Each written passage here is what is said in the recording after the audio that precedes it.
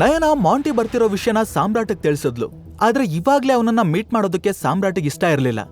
Monty may be ನಾಳೆನೆ ಬರ್ಬೋದು, but ನಾನ್ ವಾಪಸ್ ಬಂದಿರೋ ವಿಚಾರನ ಅವ್ನಿಗೀಗ್ಲೇ ಹೇಳೋದ್ ಬೇಡ ಅಂತ ಅಂದ. ಅದನ್ ಕೇಳಿ ನಯನ ಮತ್ತೆ ಲೋಕೇಶ್ ಇಬ್ರು ಶಾಕ್ ಆದ್ರು.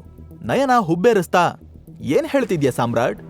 ಇನ್ನು ನೀನ್ ಇಡೀ ಸಾಮ್ರಾಜ್ಯನ ಕಂಟ್ರೋಲ್ಗೆ ತಗೊಳ್ದೆ ಮಾಂಟಿನೇ ರಾಜ್ಯಭಾರ ಮಾಡ್ಲಿ ಅಂತ ಬಿಡ್ತೀಯಾ ಅಂತ ಕೇಳಿದ್ಲು. ಲೋಕೇಶ್ ಕೂಡ ನಯನ ಮಾತನ್ನೇ ಬೆಂಬಲಿಸ್ತಾ, ಹೌದು ಟೈಗರ್, ಮಾಂಟಿ ಕಂಟ್ರೋಲಲ್ಲಿರೋ ನಮ್ ಎಲ್ಲಾ ಕಂಪ್ನಿಗಳೂ ತುಂಬಾ ಕೆಟ್ಟ ಪರಿಸ್ಥಿತಿಲಿದೆ ಅಂದ. ಲೋಕೇಶ್ ಮಾತು ಕೇಳಿದ ನಂತರ ಸಾಮ್ರಾಟ್ ಡೀಪಾಗಿ ಯೋಚಿಸೋದಕ್ ಶುರು ಮಾಡ್ದ. ಸಾಮ್ರಾಟ್ ಯೋಚನೆಯಲ್ಲಿ ಮುಳುಗೋಗಿದ್ ನೋಡಿ ನಯನ ಚಡ್ಪಡಿಸ್ತಾ, ಸಾಮ್ರಾಟ್ ಏನಾದ್ರೂ ಮಾತಾಡು, ಯಾಕೆ ಸೈಲೆಂಟ್ ಆಗ್ಬಿಟ್ಟೆ ಅಂತ ಕೇಳಿದ್ಲು. ಟೈಗರ್, ಸಾಮ್ರಾಟ್. ಲೋಕೇಶ್ ನಯನ ಇಬ್ರು ಕರೆದ್ರು. ಕೂಡ್ಲೆ ಅವನು ವಾಸ್ತವಕ್ಕೆ ಬಂದು, ಹಾ, ಒಂದ್ ಕೆಲ್ಸ ಮಾಡಿ, ಮಾಂಟಿ ಬಂದಾಗ ನನಗೂ ಇನ್ಫಾರ್ಮ್ ಮಾಡಿ, ಆಮೇಲೆ ಏನ್ ಮಾಡೋದು ಅಂತ ನೋಡೋಣ ಅಂದ. ನಯನಾಗೆ ಅವನ್ ಮಾತು ವಿಚಿತ್ರ ಅನ್ನಿಸ್ತು. ವಾಟ್? ನೀನ್ ಈ ತರ ಹೇಳ್ತಿದ್ಯಾ? ಏನಾಯ್ತು ಸಾಮ್ರಾಟ್? ಒಂದ್ ಹೆಜ್ಜೆ ಮುಂದೆ ಇಡ್ಬೇಕು ಅಂದ್ರು ಮೊದ್ಲೇ ಪ್ಲಾನ್ ಮಾಡೋ ನೀನು ಈ ತರ ಹೇಳ್ತಿದ್ಯಾ? ನನಗ್ ನಂಬೋದಕ್ಕೆ ಆಗ್ತಿಲ್ಲ. ಸಾಮ್ರಾಟ್ ಡೀಪಾಗಿ ಉಸಿರೆಳ್ಕೊಂಡು, ಇಲ್ಲ ನಯನ, ನಾನ್ ಸ್ವಲ್ಪ ರೆಸ್ಟ್ ಮಾಡ್ಬೇಕು, ಆಮೇಲೆ ನಾನು ಇದ್ರ ಬಗ್ಗೆ ಯೋಚನೆ ಮಾಡ್ತೀನಿ ಅಂದ. ನಯನ ಏನೋ ಹೇಳ್ಬೇಕು ಅನ್ಕೊಂಡೋಳು. ಆಮೇಲೆ ಸಾಮ್ರಾಟ್ ಏನೋ ಥಿಂಕ್ ಮಾಡಿ, ನಾನಿವಾಗ ಹೊರಡ್ತೀನಿ, ಮತ್ತೆ ಸಿಗೋಣ, ಬಾಯ್ ಅಂದ. ಅದಕ್ಕೆ ಮನೆಗೆ ಹೋಗದೆ ತನ್ನ ಕಾರಲ್ಲೇ ಬೆಂಗಳೂರು ರೌಂಡ್ ಹಾಕೋದಕ್ಕೆ ಸ್ಟಾರ್ಟ್ ಮಾಡ್ದ. ಅಲ್ಲೇ ಒಂದು ಬಸ್ ಸ್ಟಾಪ್ ಹತ್ರ ಯಾರೋ ಇಬ್ರು ಜಗಳ ಆಡ್ತಿರೋದು ಕಾಣಿಸ್ತು. ಇನ್ನೂ ಸ್ವಲ್ಪ ಮುಂದೆ ಹೋದ್ಮೇಲೆ ಒಬ್ಬ ಹುಡುಗ ಒಬ್ಬ ಹುಡುಗಿ ಇದ್ದಾಳೆ ಅಂತ ಗೊತ್ತಾಯ್ತು. ಸಾಮ್ರಾಟ್ ತಕ್ಷಣ ಕಾರ್ ಸೈಡ್ಗೆ ಹಾಕ್ತ.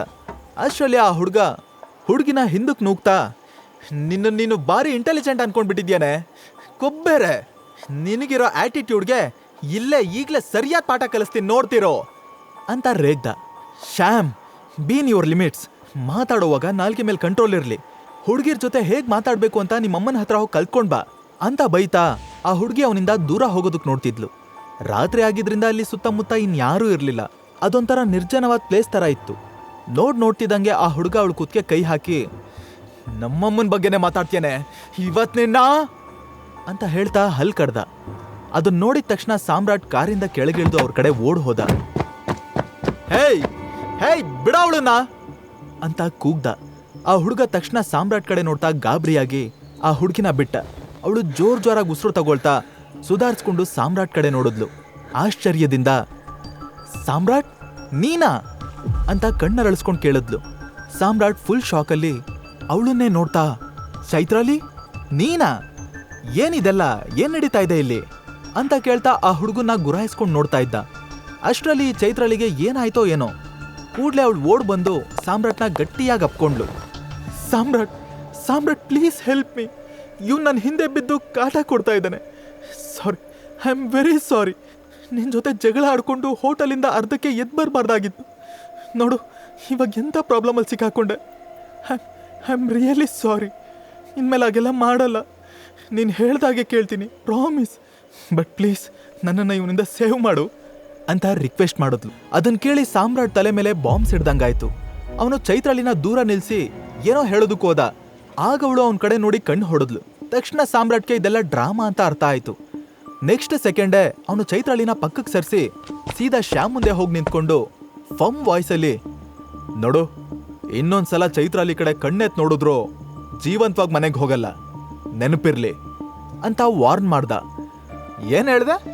ನೀನು ಇವಳು ಬಾಯ್ ಫ್ರೆಂಡಾ? ಹಾ, ಹಾಗಿದ್ರೆ ಅವಳಿಗೆ ಕಿಸ್ ಮಾಡು ನೋಡೋಣ ಅಂದ್ಬಿಟ್ಟ. ಸಾಮ್ರಾಟ್ ಫುಲ್ ಶಾಕಲ್ಲಿ, ವಾಟ್ ಅಂದ. ಎಸ್, ನೀನ್ ನಿಜವಾಗ್ಲೂ ಅವಳು ಬಾಯ್ ಫ್ರೆಂಡ್ ಆಗಿದ್ರೆ ನನ್ ಮುಂದೆ ಅವಳಿಗೆ ಕಿಸ್ ಮಾಡು ಅಂತ ಹೇಳಿ ಕೈ ಕಟ್ಕೊಂಡು ನಿಂತ. ಸಾಮ್ರಾಟ್ ನಿಂತಲ್ಲೇ ದಂಗಾಗೋದ. ಮೈ ಒಂದ್ಸಲ ನಡುಗ್ಬಿಡ್ತು. ಅವನು ಚೈತ್ರಾಲಿಗೆ ಕಿಸ್ ಮಾಡೋದಕ್ಕೆ ಸಾಧ್ಯನಾ? ಅವನು ಟೆನ್ಷನ್ ಇಂದ ಏನ್ ಮಾಡೋದು ಅಂತ ಚೈತ್ರಾಲಿ ಕಡೆ ನೋಡ್ದ. ನೋಡಿದ್ ನೆಕ್ಸ್ಟ್ ಮೂಮೆಂಟೇ ಚೈತ್ರಾಲಿ ಸಾಮ್ರಾಟ್ ತುಟಿಗಳಿಗೆ ಗಟ್ಟಿಯಾಗಿ ಕಿಸ್ ಮಾಡೇ ಬಿಟ್ಲು. ಆ ಸೀನ್ ನೋಡಿ ಶ್ಯಾಮ್ ಸರ್ಪ್ರೈಸ್ ಆದ. ಶ್ಯಾಮ್ಗೆ ತನ್ನೆದ್ರೆ ಅವ್ರು ಹಾಕಿ ಕಿಸ್ ಮಾಡಿದ್ ನೋಡಿ ಮೈಯೆಲ್ಲ ಉರ್ದು ಹೋಯ್ತು. ಅವನು ಸಾಮ್ರಾಟ್ನ ಚೆಚ್ ಹಾಕ್ಬಿಡ್ಬೇಕು ಅಂತ ಕೈ ಎತ್ಕೊಂಡ್ ಬಂದ. ಸಾಮ್ರಾಟ್ ಟಕ್ ಅಂತ ಅವನ್ ಕೈ ಹಿಡಿದು ಒಂದ್ ರೌಂಡ್ ನುಲ್ಚಿ ಜಾಡ್ಸ್ ಒದ್ದ. ಅಷ್ಟೇ, ಫಿನಿಶ್. ಶ್ಯಾಮ್ ಪ್ಲಾಸ್ಟಿಕ್ ಪೇಪರ್ ತರ ಹಾರ್ಕೊಂಡು ಹೋಗ್ಬಿದ್ದ. ಇವನ್ ಜೊತೆ ಕಿರಿಕ್ ಮಾಡ್ಕೊಂಡ್ರೆ ತನ್ನ ಪ್ರಾಣಕ್ಕೆ ಅಪಾಯ ಅಂತ ಅರ್ಥ ಮಾಡ್ಕೊಂಡ ಶ್ಯಾಮ್ ಎದ್ದು ಮೈ ಕೊಡುಕೊಂಡು ತನ್ನ ಕಾರ್ ಕಡೆ ಹೊರಟ. ಇವತ್ತೇ ಕೊನೆ, ಇನ್ನೊಂದ್ಸಲ ನನ್ ಕಣ್ಮುಂದೆ ಕಾಣಿಸ್ಕೊಂಡ್ರೆ ಹುಟ್ಲಿಲ್ಲ ಅನ್ನಿಸ್ಬಿಡ್ತೀನಿ ಸಾಮ್ರಾಟ್ ಅಬ್ಬರಿಸ್ತ. ಸಾಮ್ರಾಟ್ ಚೈತ್ರಾಲಿ ಮಧ್ಯೆ ವಿಚಿತ್ರವಾದ ಮೌನ ಆವರಿಸಿತ್ತು. ಸಾಮ್ರಾಟ್ಗೆ ಚೈತ್ರಾಲಿ ಕಣ್ಣಲ್ಲಿ ಕಣ್ಣಿಟ್ಟು ನೋಡೋದಕ್ಕಾಗ್ಲಿಲ್ಲ. ಇಬ್ರು ಮಾತಾಡದೆ ಸೈಲೆಂಟ್ ಆದ್ರು. ಚೈತ್ರಾಲಿ ಕಿಸ್ ಮಾಡೋದ್ ಮಾಡಿ ಇವಾಗ 2 ಹೆಜ್ಜೆ ಹಿಂದಕ್ಕೆ ಸರ್ ನಿಂತಿದ್ಲು. ಅದು ಸಾಮ್ರಾಟ್ನ ಇನ್ನಷ್ಟು ಮುಜುಗರ ಪಡೋ ಹಾಗೆ ಮಾಡಿತ್ತು. ಸಾಮ್ರಾಟ್ 1-2 ನಿಮಿಷ ಅಲ್ಲಿ ಇಲ್ಲಿ ನೋಡ್ದ. ಆಮೇಲೆ ಟಾಪಿಕ್ ಡೈವರ್ಟ್ ಮಾಡಬೇಕು ಅನ್ಕೊಂಡು ಗಂಟ್ಲು ಸರಿ ಮಾಡ್ಕೊಳ್ತಾ,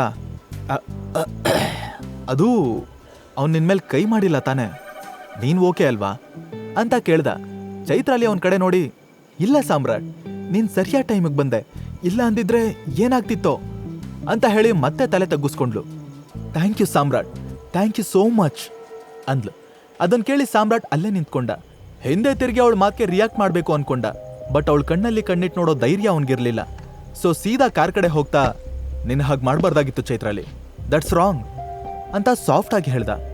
ಅವನ ಹಿಂದೆನೆ ಬರ್ತಾ ಇದ್ದ ಚೈತ್ರಾಲಿ, ಬೇಜಾರಾಗಿದ್ರೆ ನನ್ನ ಕ್ಷಮಿಸು ಸಾಮ್ರಾಟ್, ನಾನು ಶ್ಯಾಮಿಂದ ಎಸ್ಕೇಪ್ ಆಗೋದಕ್ಕೋಸ್ಕರ ಹಾಗೆ ಮಾಡಿದೆ ಅಂದ್ಲು. ಸಾಮ್ರಾಟ್ ನಿಟ್ಟುಸ್ರು ಬಿಡ್ತಾ ಕಾರ್ ಹತ್ರ ಹೋದ. ಚೈತ್ರಾಲಿನೂ ಫ್ರೆಂಟ್ ಅವ್ರ ಹತ್ರ ಬಂದ್ಲು. ಅವಳು ಇನ್ನೂ ಸಪ್ಪೆ ಮುಖ ಹಾಕೊಂಡು ತಲೆ ತಗ್ಗಿಸ್ಕೊಂಡಿರೋದನ್ನ ನೋಡಿ ಸಾಮ್ರಾಟ್ಗೆ ಏನೋ ಅನುಮಾನ ಬಂದು, ಚೈತ್ರಾಲಿ ನಿಜ ಹೇಳು, ಅವ್ನು ನಿನ್ಗೇನಾದ್ರೂ ಹರ್ಟ್ ಮಾಡಿದ್ನಾ, ನಿನ್ ಜೊತೆ ಮಿಸ್ಬಿಹೇವ್ ಮಾಡಿದ್ನಾ, ಹಾಗೇನಾದ್ರೂ ಮಾಡಿದ್ರೆ ಅವನನ್ನ ಫಾಲೋ ಮಾಡ್ಕೊಂಡೋಗಿ ಪೊಲೀಸ್ ಕೊಪ್ಸೋಣ ಅಂದ. ಇಲ್ಲ ಇಲ್ಲ ಸಾಮ್ರಾಟ್, ನಾನಾಗ್ಲೇ ಹೇಳಿದ್ನಲ್ಲ, ನೀನ್ ಕರೆಕ್ಟ್ ಟೈಮಿಗೆ ಬಂದೆ, again thank you so much ಅಂದಾಗ ಸಾಮ್ರಾಟ್ ನಗ್ತಾ ಕಾರಲ್ಲಿ ಕೂತ. ಕಾರಿನ ಡಿಸ್ಪ್ಲೇ ಕಡೆ ಕೈ ತೋರಿಸಿ, ಮ್ಯಾಪಲ್ಲಿ ನಿನ್ ಮನೆ ಅಡ್ರೆಸ್ ಹಾಕು ಅಂದ. ಚೈತ್ರಾಲಿ ಅಡ್ರೆಸ್ ಸೆಟ್ ಮಾಡುವಾಗ ಕಾರ್ ಹೊರಗಡೆಯಿಂದ ಎಷ್ಟು ಕೆಟ್ಟದಾಗಿ ಕಾಣುತ್ತೋ ಒಳಗಡೆಯಿಂದ ಅಷ್ಟೇ ಚೆನ್ನಾಗಿದೆ ಅನ್ನೋದನ್ನ ಅಬ್ಸರ್ವ್ ಮಾಡಿದ್ಲು. ಸಾಮ್ರಾಟ್, ಈ ಕಾರು ನಾನು ಅನ್ಕೊಂಡಿರೋ ಅಷ್ಟು ಕೆಟ್ಟದಾಗಿಲ್ಲ, ಎಷ್ಟು ದುಡ್ಡು ಕೊಟ್ಟು ಪರ್ಚೇಸ್ ಮಾಡಿದೆ? ನಿನಗೆ ಯಾಕೆ ಬೇಕು ಅದೆಲ್ಲ? ಇನ್ಫ್ಯಾಕ್ಟ್ ಈ ಕಾರ್ನ ನನ್ನ ಬಾಸ್ ನನಗೆ ಗಿಫ್ಟ್ ಕೊಟ್ಟಿದ್ದಾರೆ. ನಿಜ ಹೇಳಬೇಕು ಅಂದ್ರೆ ನನಗಿದ್ರ ಪ್ರೈಸೇ ಗೊತ್ತಿಲ್ಲ. ಇನ್ನೊಂದು ಕಡೆ ಲೈಟ್ಸ್ ಎಲ್ಲ ಆಫ್ ಆಗಿರೋ ಒಂದು ರೂಮಲ್ಲಿ ಒಬ್ಬ ದೊಡ್ಡ ಸ್ಕ್ರೀನ್ ಮೇಲೆ ವಿಡಿಯೋ ಗೇಮ್ ಆಡ್ತಿದ್ದ. ಅವನ ಮುಂದೆ ಕೂಲ್ ಡ್ರಿಂಕ್ ಮತ್ತೆ ಚಿಪ್ಸ್ ಪ್ಯಾಕೆಟ್ಸ್ ಬಿದ್ದಿದ್ವು. ಅವನು ಇನ್ನೇನು ಫೈನಲ್ ಲೆವೆಲ್ ಕ್ರಾಸ್ ಮಾಡಬೇಕು ಅನ್ನೋ ಅಷ್ಟರಲ್ಲಿ ಡಬ್ ಅಂತ ರೂಮ್ ಡೋರ್ ಓಪನ್ ಆಯಿತು. ಒಳಗಡೆ ಬಂದ ವ್ಯಕ್ತಿ ಆ ಹುಡುಗನ ಕೈಲಿರೋ ಕಂಟ್ರೋಲರ್ನ ಕಿತ್ತ ನೆಲಕ್ಕೆಸ್ತ. ಅದು ಪೀಸ್ ಪೀಸ್ ಆಗೋಯ್ತು. ಅದು ನೋಡಿ ಆ ಹುಡುಗ ಎದ್ದು ನಿಂತ್ಕೊಂಡು, ಡ್ಯಾಡ್ ವಾಟ್ಸ್ ಯುವರ್ ಪ್ರಾಬ್ಲಮ್ ಅಂತ ಕಿರಿಸ್ತಾ. ಪ್ರಾಬ್ಲಮ್ಮ? ನಿನ್ನ ವಯಸ್ಸು ಎಷ್ಟು ಗೊತ್ತೇನೋ? ಚಿಕ್ಕ ಮಕ್ಳು ತರ ವಿಡಿಯೋ ಗೇಮ್ ಆಡ್ತಿದ್ಯಲ್ಲ, ನಾಚಿಕೆ ಆಗಲ್ವ ನಿನ್ಗೆ? ಛೈ! ಡ್ಯಾಡ್, ಅದಕ್ಕೆ ನಾನೇನ್ ಮಾಡ್ಲಿ? ನಿಮಗ್ ನಾನು ಏನ್ ಮಾಡಿದ್ರು ಪ್ರಾಬ್ಲಮ್ಮೇ. ಗೇಮ್ ಆಡಿದ್ರು ಪ್ರಾಬ್ಲಮ್, ಪಾರ್ಟಿಗೆ ಹೋದ್ರು problem. You have a problem with everything. ಆ ಹುಡುಗ ಒಂದೇ ಸಮ ಗುಣಗ್ದ. ಹೇಯ್ ಕತ್ತೆ, ನೀನಿಲ್ಲಿ ಜಿಂಕೆ ತರ ಆರಾಮಾಗಿದ್ಯಾ, ಆದ್ರೆ ಅಲ್ಲಿ ನಿನ್ನ ವಯಸ್ಸಿನ ಒಂದು ಟೈಗರ್ ಆಗ್ಲೇ ನಿನ್ನಂತ ಚಿಲ್ಡ್ರೆ ಪ್ರಾಣಿಗಳನ್ನ ಬೇಟೆ ಆಡೋದಕ್ಕೆ ರೆಡಿ ಆಗಿದೆ. ಆ ಹುಡುಗ ಮುಖ ನೋಡ್ತಾ, ಟೈಗರ್? ಹೌದು, ಟೈಗರ್ ವಾಪಸ್ ಬಂದಿದ್ದಾನೆ ಕಣೋ ದಡ್ಡ. ಇದು ಜಸ್ಟ್ ರೂಮರ್ ಅಲ್ಲ, ಅವ್ನು ನಿಜವಾಗ್ಲೂ ಬಂದಿದ್ದಾನೆ. ಅದನ್ ಕೇಳಿ ಆ ಹುಡುಗನ ಗಂಟ್ಲಿಂದ ಒಂದೇ ಒಂದು ಶಬ್ದನೂ ಆಚೆ ಬರಲಿಲ್ಲ. ಕೈ ಕಾಲೆಲ್ಲ ಮರಗಟ್ಟಿ ಅವನ್ ಹಾಗೆ ಸೋಫಾ ಮೇಲೆ ಕುಸ್ತು ಬಿದ್ದ. ದಿಕ್ಪಾಲ್ ತನ್ನ ಮಗನ್ ನೋಡ್ತಾ ಅವನ್ ಮೇಲಿಟ್ಟಿರೋ ಭರವಸೆಗಳನ್ನೆಲ್ಲ ಕಳ್ಕೊತಾ ಇದ್ದ. ಹಾಗಾದ್ರೆ ಈಗ ದಿಕ್ಪಾಲ್ ಮಗ ಏನ್ ಮಾಡ್ತಾನೆ? ಚೈತ್ರಾಲಿ ಸಾಮ್ರಾಟ್ನ ಕಿಸ್ ಮಾಡಿರೋದು ಸಾನಿಯಾ ಶರ್ಮಿಳಾ ಯಾರಿಗಾದ್ರೂ ಗೊತ್ತಾಗತ್ತಾ? ಇನ್ಫ್ಯಾಕ್ಟ್ ಚೈತ್ರಾಲಿಯ ನಿಜವಾದ ಇಂಟೆನ್ಷನ್ ಬೇರೆನೇ ಇರಬಹುದಾ? ಇದಕ್ಕೆಲ್ಲ ಉತ್ತರ ಮುಂದಿನ ಎಪಿಸೋಡ್ ನಲ್ಲಿ. ಈಗ ನೀವು ಪಾಕೆಟ್ ಎಫ್ಎಂ ನಲ್ಲಿರೋ ಎಲ್ಲಾ ಶೋಗಳನ್ನ ಈಸಿಯಾಗಿ ಕೇಳಬಹುದು. ಈಗಲೇ ಡೌನ್ಲೋಡ್ ಮಾಡಿ ಪಾಕೆಟ್ ಎಫ್ಎಂ ಮತ್ತು ಕೇಳಿ ದೇಶ ವಿದೇಶದಲ್ಲಿ ಫೇಮಸ್ ಆಗಿರೋ ಟೈಗರ್ ರಿಟರ್ನ್ಸ್ ಅನ್ನೋ ಮೈ ನವಿರೇಳಿಸೋ ಕಥೆಯನ್ನ.